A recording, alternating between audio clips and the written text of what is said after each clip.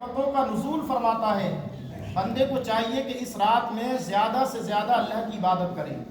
کیونکہ یہ رات ہر رات کی طرح نہیں، جو اور راتیں آتی ہیں ان راتوں کی طرح یہ رات نہیں، بلکہ اس رات میں اللہ اپنے بندوں پر خاص تجلی فرماتا ہے۔ اس رات پوری دنیا پر اللہ تبارک و تعالی غروب آفتاب سے لے کر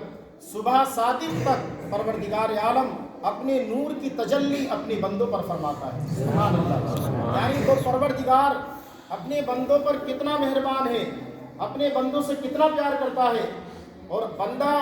اس رب تبارک و تعالی کی نعمتوں کو کھانے کے بعد، اس کی نعمتوں کو استعمال کرنے کے بعد پروردگار عالم کی بندگی سے دور، اس کی بندگی کو بھلائے ہوئے، اور ہم اپنی پوری رات جو ہے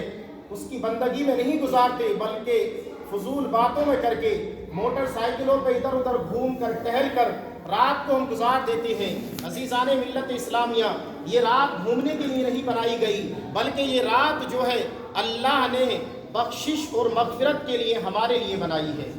یعنی بندے کی بخشش کے لیے اس رات کو بنایا۔ ہمیں گھومنے کے لیے یہ رات نہیں دی گئی، جیسے ہم دیکھتے ہیں ہمارے نوجوان بھائی جو ہے موٹر سائیکل پر بیٹھے کبھی ادھر گئے کبھی ادھر گئے، پوری رات جو ہے فضول باتوں میں ادھر ادھر ٹہلنے میں نکال دی، پتہ چلا فجر کے وقت جو ہے وہ سو جاتے ہیں، اور پوری رات جو اللہ کی رحمتیں آواز دیتی ہے اس رحمتوں سے وہ مایوس ہو جاتی ہے، یعنی وہ رحمتیں جو اس کو پانی چاہیے تھی، اس کو حاصل کرنی چاہیے تھی، ان رحمتوں سے وہ مایوس ہو جاتا ہے، وہ رحمتوں کو پاتا نہیں بلکہ اس کو کھو دیتا ہے۔ تو پیارے اسلامی بھائیوں، ہمیں چاہیے کہ اس رات میں ہم زیادہ سے زیادہ عبادت کریں، کیونکہ اس رات کی فضیلت یہ ہے کہ اللہ تبارک و تعالی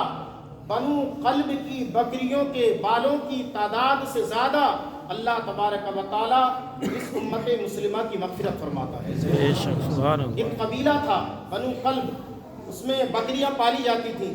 بہت زیادہ تعداد تھی، تو اسی لیے روایتیں لی گئی ہیں کہ ان کی بکریوں کی تعداد کے برابر جو ان کے بال تھے ان سے زیادہ اللہ رب العزت جو ہے اس امت مسلمہ کی مغفرت فرماتا ہے۔ تو ہمیں چاہیے کہ ہم جو ہے اس رات خوب عبادت کریں۔ اللہ کے رسول صلی اللہ تعالیٰ علیہ وسلم جو ماہ شعبان کا مہینہ آتا، آپ روزوں سے رہتے، آپ روزے زیادہ کثرت سے اس مہینے میں رکھتے، کسی مہینے میں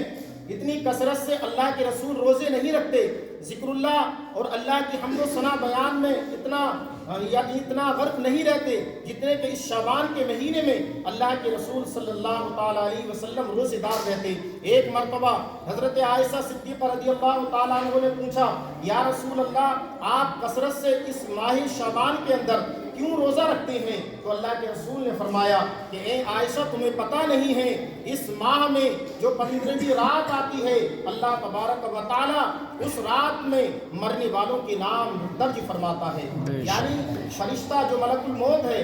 یعنی جو روح قبض کرنے کے لیے آتے ہیں، اللہ رب العزت ان کو حکم دیتا ہے کہ آئندہ سال میں جو انتقال کرنے والے ہیں، جو مرنے والے ہیں، ان کا نام جو ہے اپنے رجسٹر میں چڑھا لو۔ تو عزیزان ملت اسلامیہ، تو اللہ کے رسول فرماتے ہیں، اے عائشہ، میں اس لیے